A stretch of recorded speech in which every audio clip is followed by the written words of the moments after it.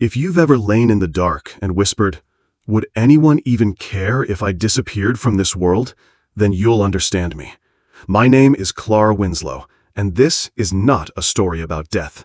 It's the story of someone alive but stopped existing long ago, and who was finally awakened not by words, but by the light of a place I once refused to believe was real. The only question that echoed through the course of my life was this: if there is a God, why would he let me suffer so much? I grew up in a quiet home, not peaceful, just silent, because too many things could never be said out loud. A father who was more ghost than man, a mother drowning in fear and suffocating expectations. I learned to be good very young. I learned how to smile while my heart quietly cracked apart. I was never taught how to love myself, only how to be quiet, how to endure, how not to trouble the world. The one lesson that stuck with me from childhood was this: if you're not perfect, you're not worthy of love. By the time I became an adult, I was working as an energy healer. Ironically, my job was to help others heal, even though I couldn't heal myself. Every piece of advice I offered echoed back inside me like a hollow prayer. Who am I talking to, my client, or the part of me pretending to be okay? I touched too many of other people's wounds, while my own went ignored and infected. I lived as if doing the right thing, being good, would somehow make the universe forgive me for ever having wanted to die. And then it happened. Not by choice, not by a final act, but by accident. It was a late afternoon in 2011. The bus lost control. My head hit the windshield. Blood spilled out like a deep red dream. And in that moment, I heard myself whisper, "Finally, I can rest." But I was wrong. I wasn't resting. I was being called back. Can you believe that sometimes death doesn't come to take your life, but to return a question you forgot long ago? The question, why am I here? I thought I would disappear, but instead I saw myself floating above my body, and for the first time, I wasn't afraid. What was waiting for me on the other side? It wasn't death. It was an invitation. The moment my body lay motionless beneath the shattered glass, something slipped free. It wasn't an explosion. It wasn't a beam of light. It was a feeling of absolute release, as if someone had quietly unfastened the last thread that tethered me to the physical world. I wasn't pulled away. I slipped out of myself, like shedding a tight garment, like stepping out of a shell that no longer fit who I was. I floated upward. No wings, no blinding light, just a weightlessness like a leaf letting go of its branch. And when I looked down, I saw myself, a woman with a pale face, eyes half open, blood slowly tracing a path down her forehead. But what made me tremble wasn't the image, it was what I felt toward it. I didn't panic. I felt compassion.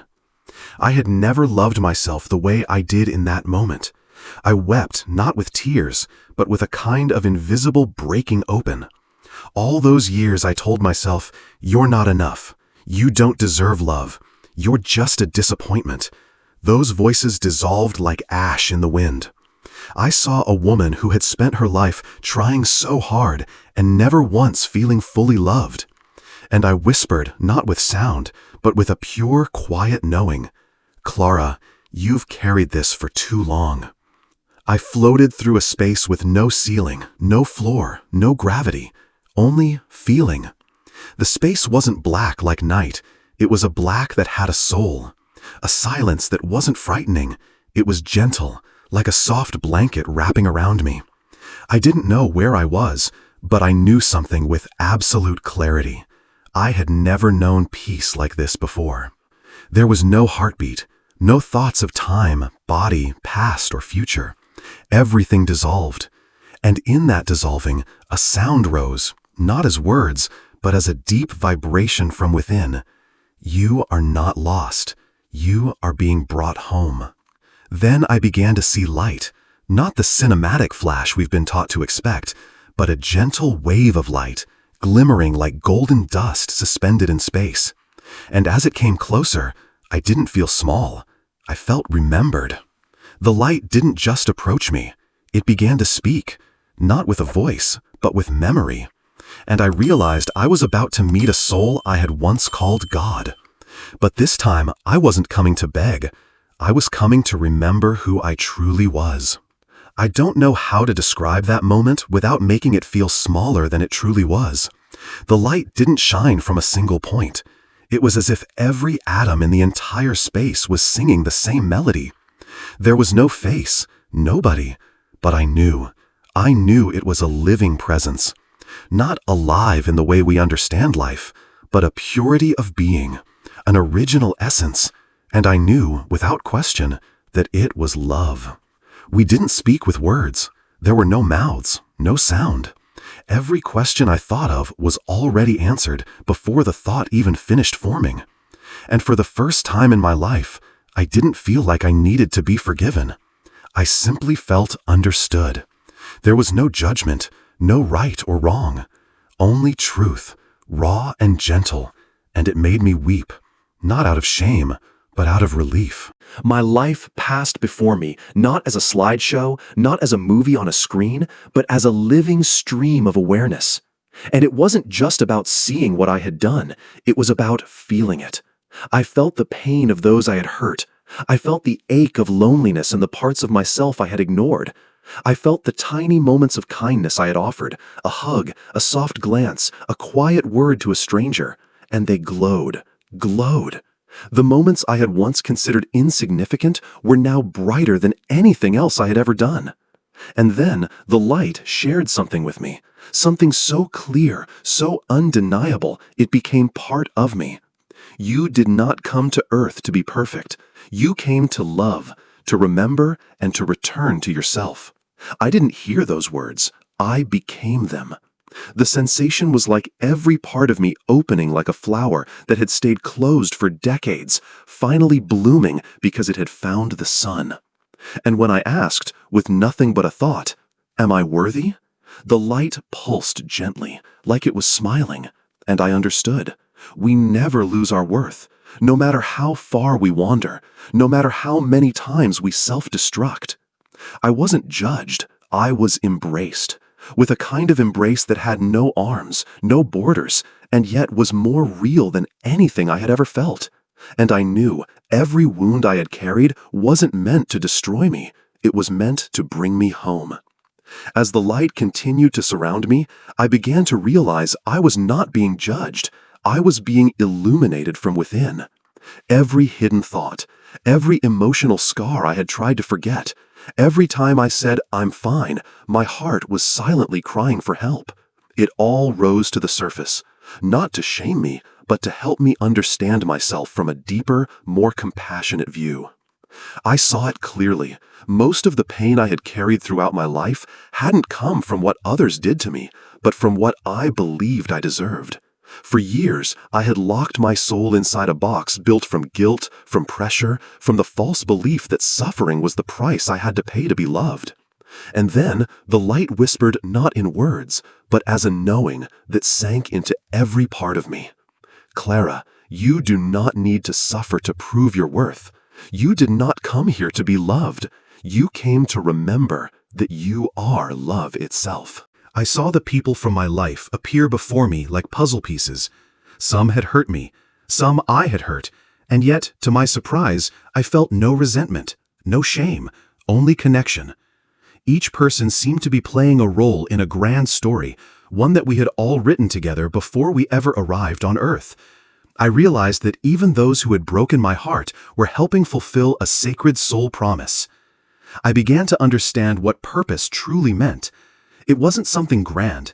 It wasn't about becoming someone important or saving the world. The purpose was about returning to my true self. It was about living authentically, about loving without condition, even when no one returns that love, about forgiving even when the wound is still healing, about choosing light even while standing in the dark. And as I remembered the moments when I had done small things but from a place of love, holding a friend who was hurting, forgiving my mother through tears, or simply saying, "I understand," instead of "I'm right," the light around me began to glow more brightly, as if amplified. I didn't know where I was in the universe, but I knew one thing with certainty. Every act of love, no matter how small, echoes through the deepest layers of the soul. I asked the being of light, if everything has a reason, then why did I have to suffer so much? And the answer didn't come as a proclamation. It came as an image of a lotus blooming from thick black mud. Beautiful not despite the darkness, but because of it. I, Clara Winslow, once believed I was a flaw in someone else's story, a crack in the design of life. But now I know, it is through the cracks that light gets in. I thought I had understood, but the light wasn't finished with me yet. It whispered, there is still something you haven't remembered. Where you truly began was not on Earth. And then, the space around me began to move, rippling like the surface of a lake, and I was drawn into a realm that was no longer human. I used to think memory lived only in the brain, bound to the past and the story of humanity. But as the light carried me beyond the layers of awareness, I realized the soul has its memory. And what I was about to witness did not belong to Earth. It did not belong to human history. It belonged to another dimension entirely, a realm where I once existed, not as Clara Winslow, but as a being of pure feeling, pure connection, pure light. I didn't arrive there by taking steps. I arrived by intention. The space around me became fluid, like water, but not Earth's water. It shimmered with a translucent turquoise glow, gently radiant like early morning mist, surrounding me with an overwhelming sense of understanding. There were no borders, no fixed forms. Only streams of energy flow between souls, blending and moving like the breath of the universe itself. And then I saw myself, with no hair, no human outline, yet still unmistakably me. A higher version of me, wiser, freer, unburdened by flesh. I wasn't seeing with my eyes, but sensing with the entirety of my soul. I had lived here before. In this world, every living essence communicated through frequency, not with words, but with resonant waves of intention. We didn't say, I love you. We became that love.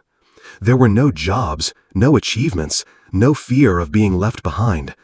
Every soul knew it was connected, wanted, and embraced. No one had to prove anything. And in that moment, I understood. The loneliness humans carry isn't because we're unloved. It's because we've forgotten how to recognize that we already belong. I was guided to an area where the light vibrated more intensely, like the heart of that liquid world. And there I was shown an image of Clara Winslow on Earth, small, lonely, wounded. And a voice rose from within me, not from outside, but from the deepest center of who I am. This is part of you, a fragment waiting to be embraced.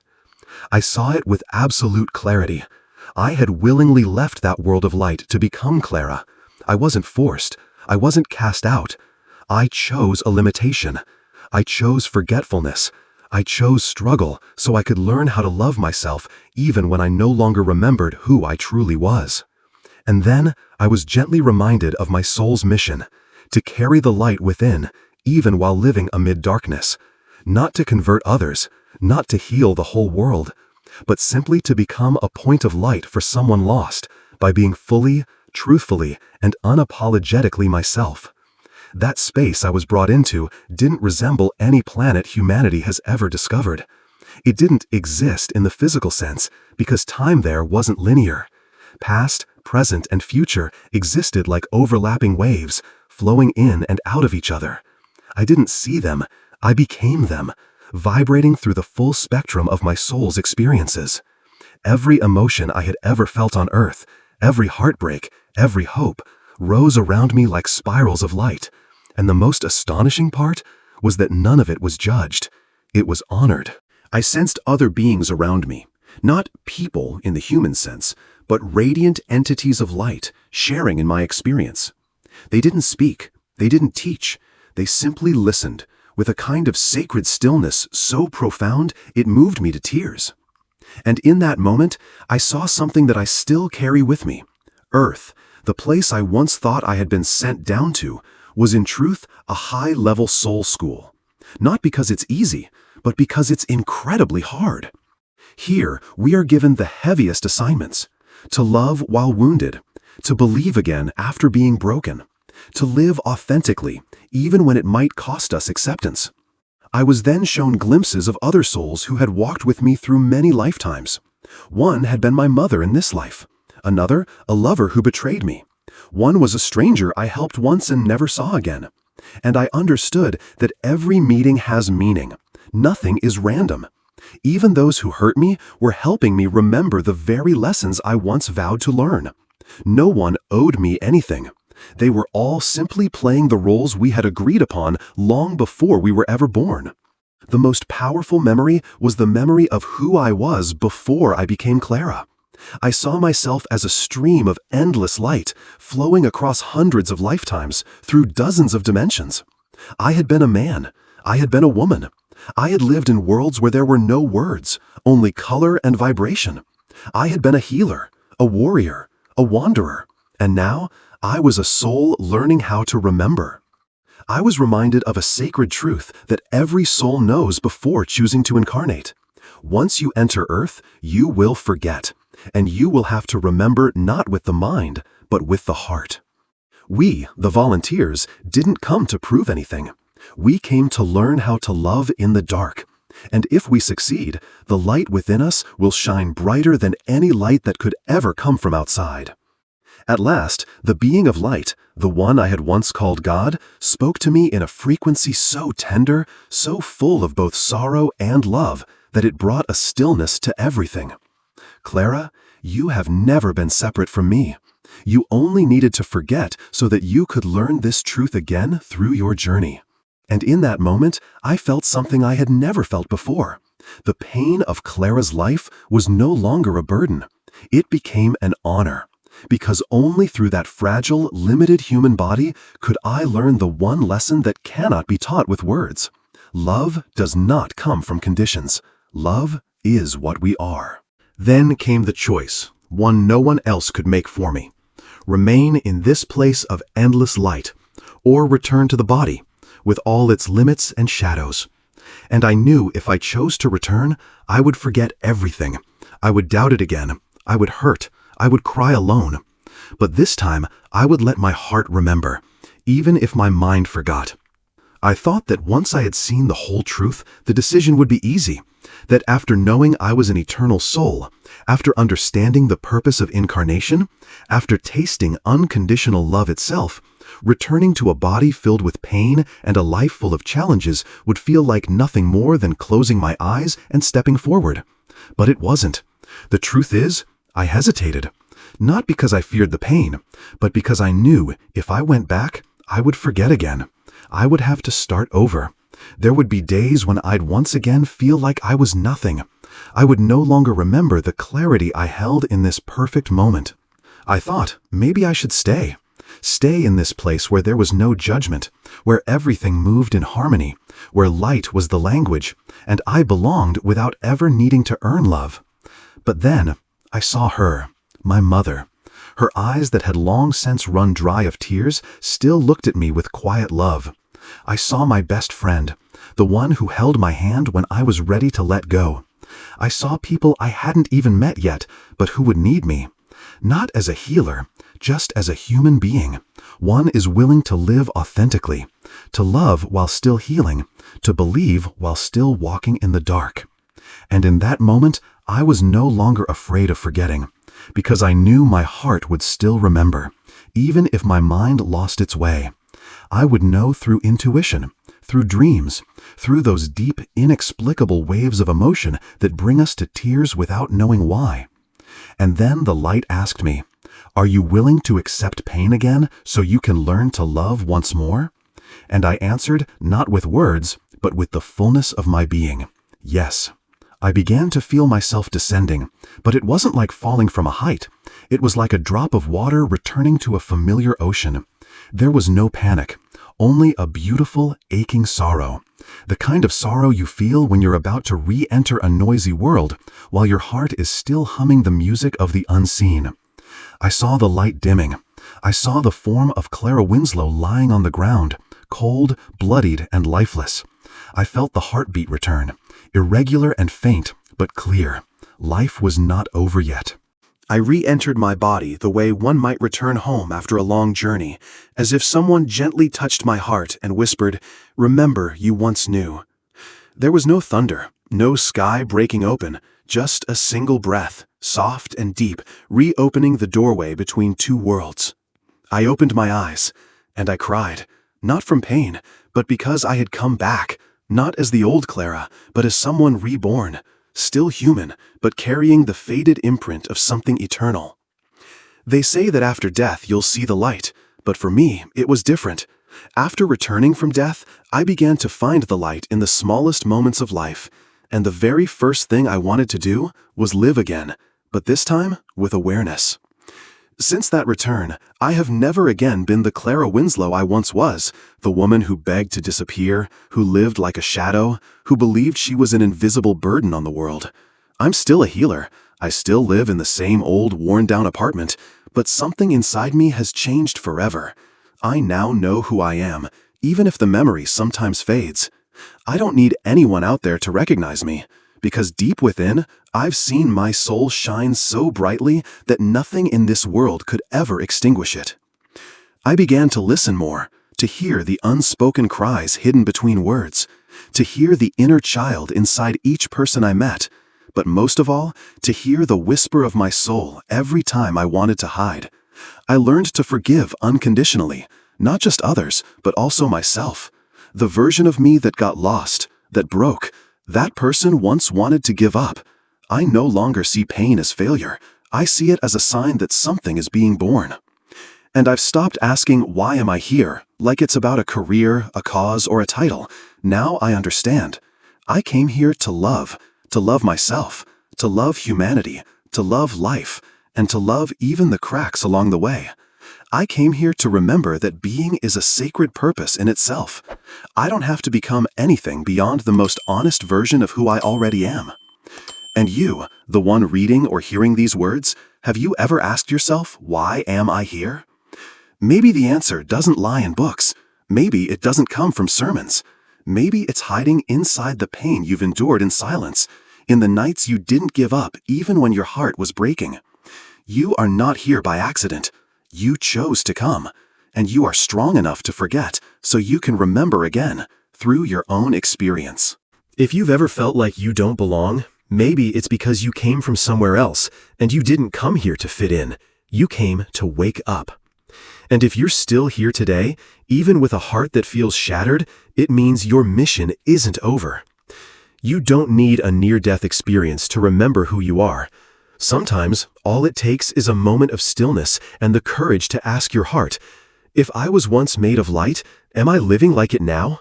And if the answer is no, then begin again, because you're still here, and that is enough.